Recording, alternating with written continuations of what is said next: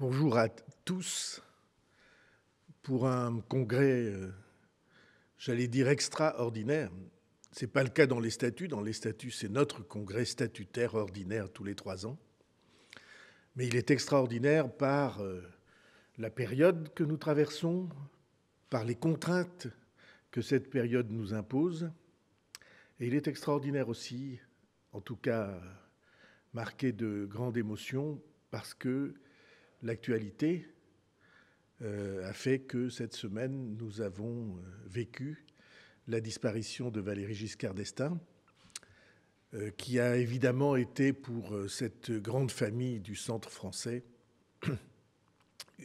une figure, une personnalité et une aventure extraordinaire que beaucoup d'entre nous ont partagée et qui explique donc la raison pour laquelle ce congrès sera marqué aussi d'une grande émotion, d'un sentiment de gravité et de responsabilité en raison de la situation du pays et d'une grande émotion en raison de cet événement qui a, je crois, beaucoup ému les Français. C'est un congrès à distance, pas à distance pour tout le monde. Tout à l'heure, le Premier ministre, par exemple, viendra s'exprimer à ma place sur cette tribune qui est à moitié virtuelle, à moitié réelle, dans notre siège. Mais viendront aussi à distance tous les responsables de notre mouvement. J'adresse un salut affectueux à Marielle, qui s'exprimera pour la première fois depuis 5 mois tout à l'heure, lors de la clôture de cette rencontre, aux membres du gouvernement, de notre famille politique. Alors je salue Jacqueline Gouraud, je salue Marc Fesneau, je salue Geneviève Darrieussecq, je salue Sarah El Haïry, et ils s'exprimeront, et je salue évidemment tous les responsables de notre maison. Et puis tous les membres du gouvernement s'exprimeront, et puis vont s'exprimer aussi tous les responsables de terrain, de l'organisation de notre maison, Jean-Noël Barrot, notre secrétaire général, et puis tous ceux parmi les parlementaires, parmi les groupes de l'Assemblée nationale, du Sénat, qui vont participer aux débats qui sont les nôtres. Et donc ceci est évidemment inédit, mais très important, et vous allez pouvoir y participer de manière interactive, puisque c'est ainsi que ce congrès a été conçu. C'est un congrès, vous le voyez bien, et les membres du gouvernement le savent, et les parlementaires le savent, et chacun d'entre nous, citoyens, élus locaux ou citoyens de l'animation de la démocratie, citoyens de base comme on dit, mais c'est à la base que la démocratie se décide.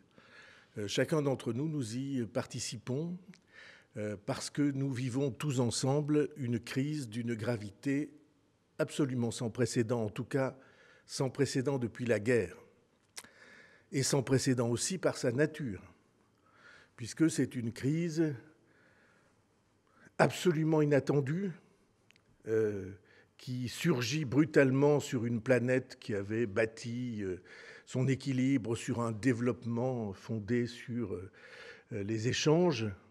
Et on avait l'impression que ce développement était irrésistible et que cette organisation aussi était irrésistible, que rien ne pourrait la mettre à mal.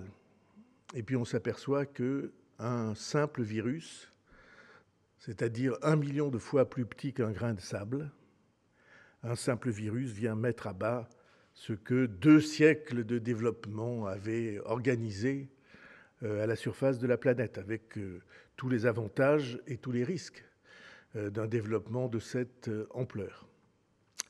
Et cette crise, d'abord sanitaire, elle a naturellement aussi aujourd'hui des conséquences dont chacun d'entre nous sait qu'elles vont être extrêmement lourdes, conséquences économiques, conséquences sociales, conséquences démocratiques.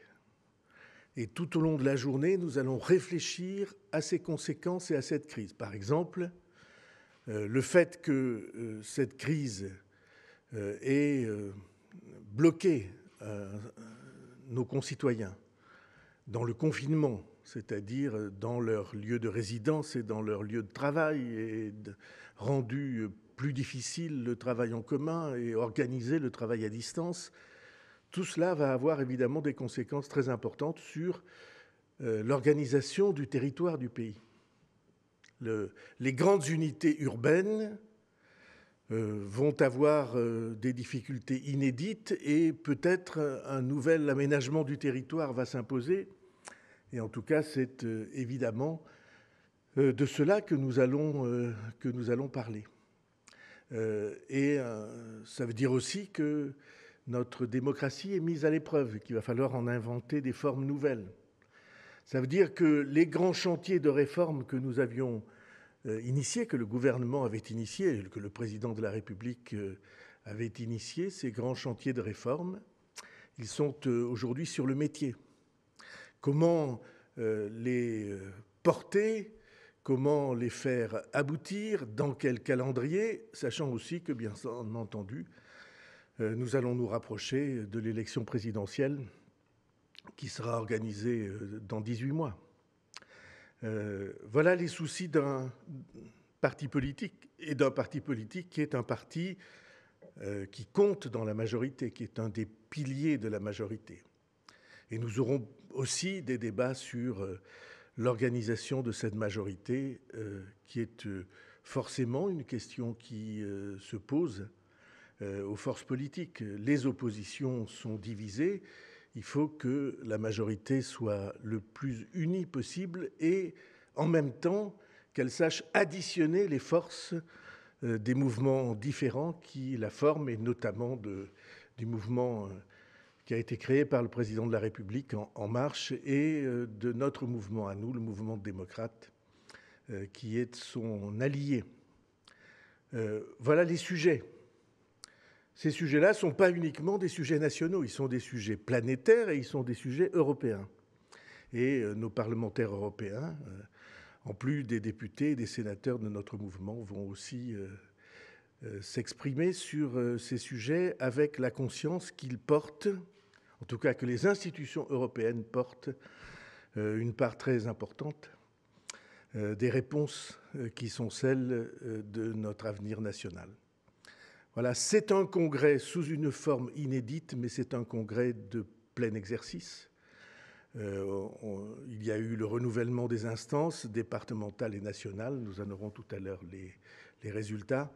Mais je reconnais qu'il n'y avait pas un suspense extraordinaire pour l'élection du président. Et je vous en demande pardon, mais c'est comme ça que c'était organisé, avec les règles qui sont les nôtres.